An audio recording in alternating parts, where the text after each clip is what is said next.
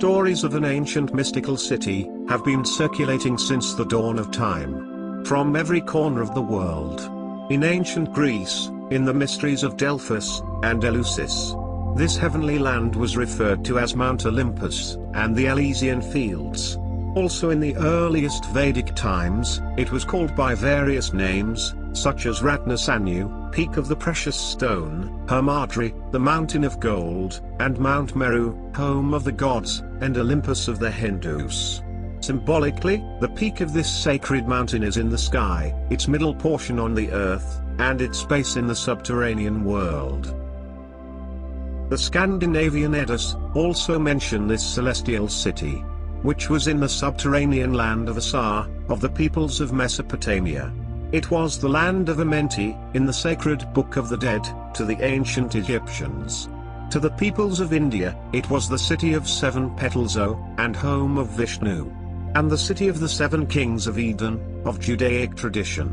In all Asia Minor, not only in the past but also today, there exists the belief in the existence of a city of mystery, full of marvels, which is known as Shambhala, where lies the temple of gods. It is also the Ur-Damv of the Tibetans and Mongols. The Persians call it Ayana, land of their ancestors. The Hebrews called it Canaan, the holy place, while the Aztecs called it Mayapan. The Spanish conquerors who came to America believed in the existence of such a city and organized many expeditions to find it, calling it El Dorado, or the City of Gold. They probably learned about it from the Aborigines, who called it by the name of Manoa, or city whose king wears clothing of gold. By the Celts, this holy land was known as the Land of the Mysteries. In China, a Chinese tradition speaks of the land of Chivin, or the city of a dozen serpents. They believe it is the subterranean world, which lies at the roots of heaven. In the Middle Ages, it was referred to as the Isle of Avalon, where the Knights of the Round Table, under the leadership of King Arthur, and under the guidance of the magician Merlin, they went in search of the Holy Grail, the holy symbol of obedience, justice and immortality. When King Arthur was seriously wounded in a battle, he requested his companion Belvedere to depart on a boat to the confines of the earth, with the following words: "Farewell, my friend and companion Belvedere, return to the land where it never rains, where there is no sickness, and where nobody dies. The land of Agartha, in the subterranean world. Return to the realms of heaven, my dear friend."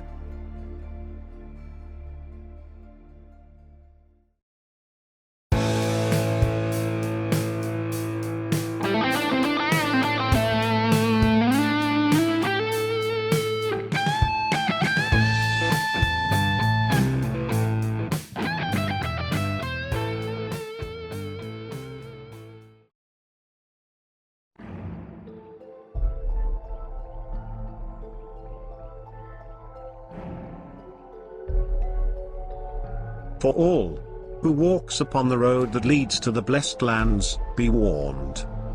Once you enter this domain, you may not return to this world again. The holy invisible world for which you seek is simply a step away from where you are standing right now. To open the door to the future, you must forget all you know of the past. The master key of all mystery teachings and systems of initiation of the past, present and future lie just a step ahead. The magic key for which you seek is the open sesame that unlocks the door to a new and marvelous world. The path that leads to this hidden world is through initiation of consciousness and understanding of one's self. What lies ahead is truth. Welcome to the holy city of Agartha.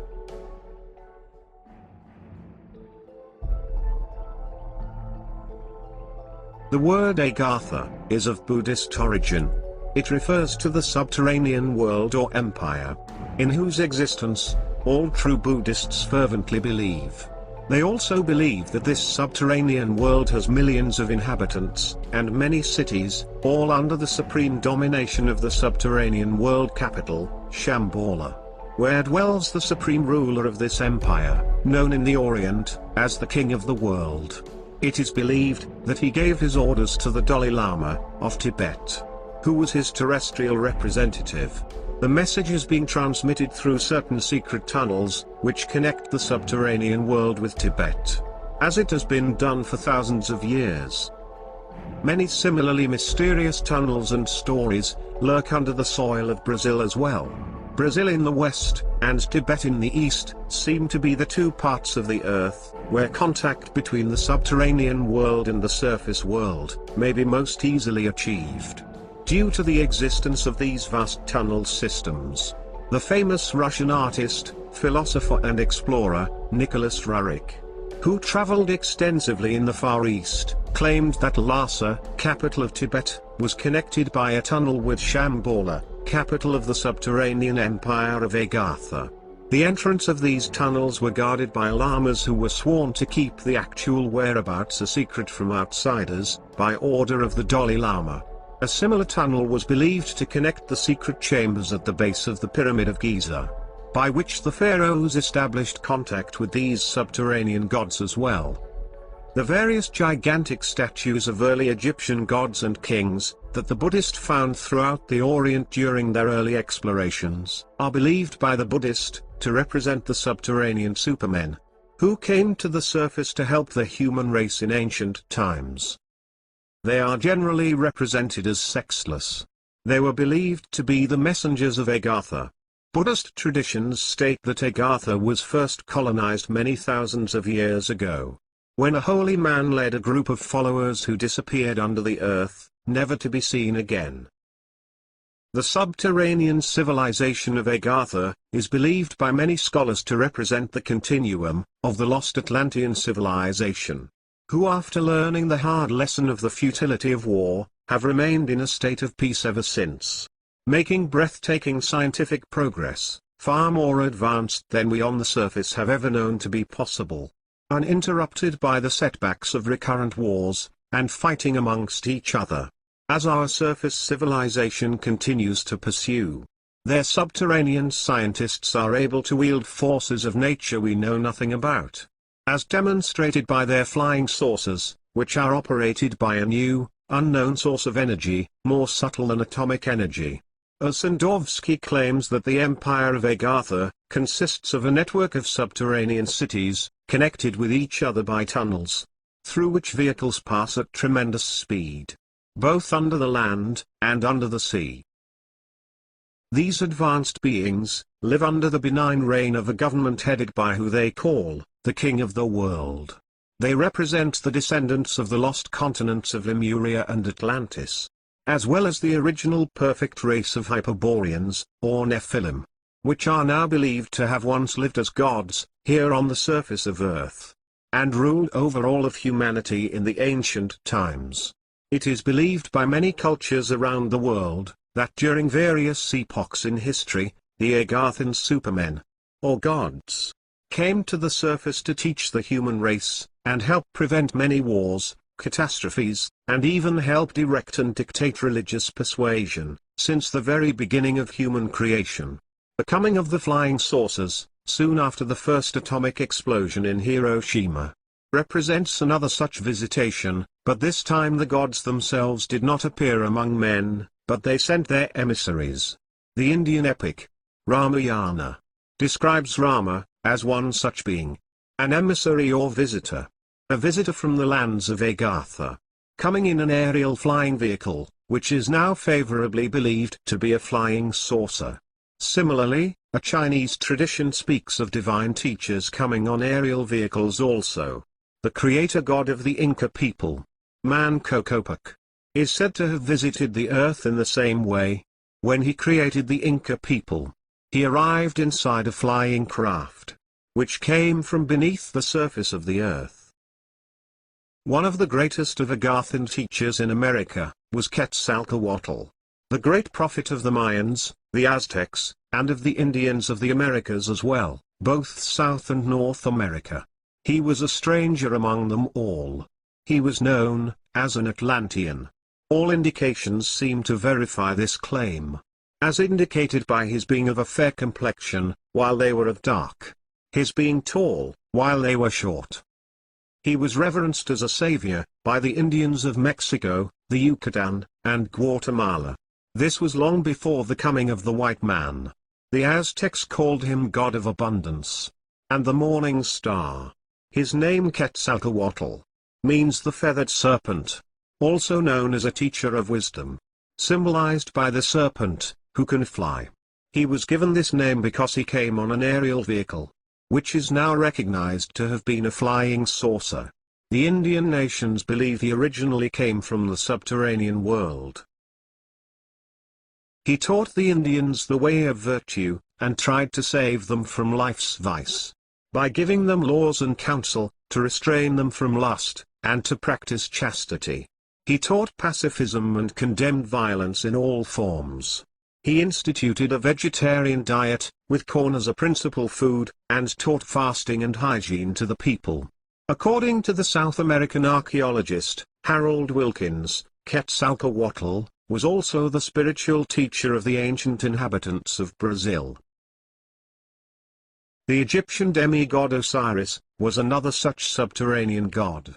According to Ignatius L. Donnelly, in his book, Atlantis the Antediluvian World, he claims, the gods of the ancients, were the original rulers of Atlantis, and members of a superhuman race, which governed over humans.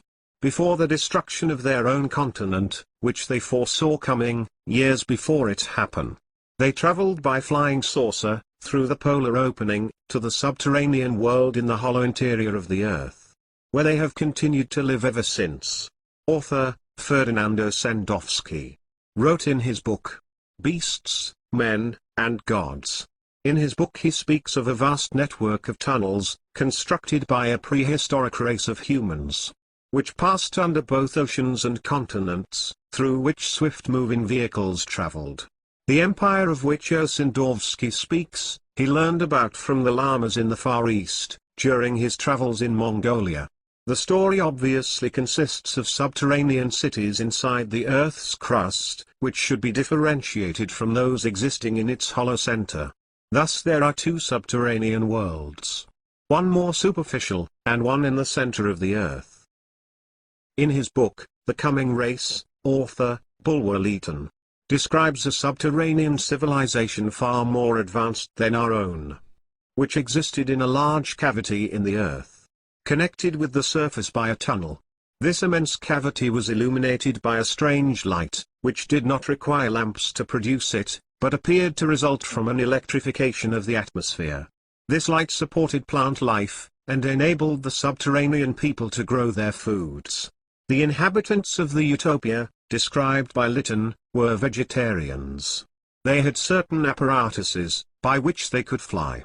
They were free from disease, and had a perfect social organization, so that each received what he needed, without exploitation of one by another.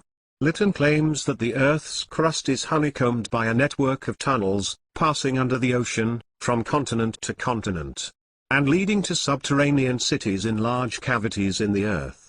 These tunnels are especially abundant in South America, especially under Brazil. Most famous of these tunnels is the roadway of the Incas, which stretches for several hundred miles south of Lima, Peru, and passes under Cusco, Tiahuanaco, and under the Three Peaks, proceeding to the Atacambo Desert. Another branch opens in Arica, Chile. It is claimed that the Incas used these same tunnels, to escape from the Spanish conquerors and the Inquisition.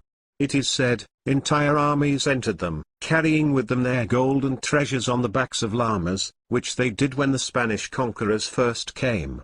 Their mysterious disappearance at this time, leaving only the race of Quechua Indians behind, is also explained by their entering these tunnels. It is said, that when Atahualpa, the last of the Inca kings, was brutally murdered by Pizarro, the gold that was being carried to his ransom on a train, of 11,000 pack llamas, found refuge in these tunnels. Since the Incas who entered these tunnels, were never seen again, it leads one to speculate, maybe they found the inner cities as well. These mysterious tunnels, are an enigma to archaeologists today. They exist in greatest numbers under Brazil, where they open on the surface in various places. The most famous is in the Roncador Mountains of northeast Mato Grosso. where explorer Colonel Fawcett was heading when last seen. It is claimed that the Atlantean city for which he searched was not the ruins of a dead city on the surface, but a subterranean city with still living Atlanteans as its inhabitants. It is believed that he and his son Jack reached this city, and are still living there today. The Ronka door tunnel opening is guarded by the Mursego Indians, who are a dark-skinned, undersized race with great physical strength. Their sense of smell is more developed than that of the best bloodhounds. Even if they approve of you and let you enter the caverns, you will be lost to the present world, because they guard the secret very carefully, and may not let those who enter ever leave. This may have been what happened to Colonel Fawcett and his son Jack. The ruins of a number of Atlantean cities were found in northern Mato Grosso, and the Amazon territory, indicating that Atlanteans once colonized this country. Some years ago an English school teacher, hearing rumors of a lost Atlantean city, on a high plateau in this region, went to find it. And he did. But the hardships of the journey cost his life. Before he died, he sent by carrier pigeon a note describing a magnificent city he discovered, whose streets were lined by high golden statues. The English school teacher was also never heard from again. Today, many believe the Antarctic to be the true final resting place of the lost city of Atlantis. Recently the discovery of a lost civilization of giant people found in the Antarctic, with elongated skulls, has stunned scientists. The lost civilization were apparently flash-frozen thousands of years ago. Researchers claim these people may have been caught in a catastrophic pole shift, or seismic event that rearranged the tectonic plates rapidly, causing not only a deluge of biblical proportions, but possibly altering the original location of Atlantis altogether. Many cultures believe the ancient city of the Atlanteans will someday be accessible again, for all of mankind. But it is said to only happen when Christianity lives up to the commandments, which were once drafted by Moses and God. Meaning, when the anarchy which exists in our world is replaced by peace and love amongst all beings. Only then will the doors be revealed to humans again. With the rapidly changing climate and the melting ice in the Arctic revealing an ancient past, one has to wonder if the door may be revealed before they choose to open it. Let us know what you think. Is the ancient city of Atlantis truly hidden right under our feet? Are all these ancient beliefs wrong? Or did they know something that we have now been made to forget? Could this be the veil spoken of in the Bible that covers our eyes today? One has to wonder why so many ancient cultures would have believed in a fairy tale. There must be some truth to why they all believed the same thing. What do you think? We always want to know what you have to say. Make sure to like this video, and subscribe today, for even more stories that will make you say WTF. God bless you all. This has been the Confidential Report. For even more stories like this one, make sure to subscribe to our channel today. And please show your support by clicking the like button on this video. For even more stories and news you deserve to know the truth about, follow us on Facebook and Twitter. Thank you for watching the Confidential Report.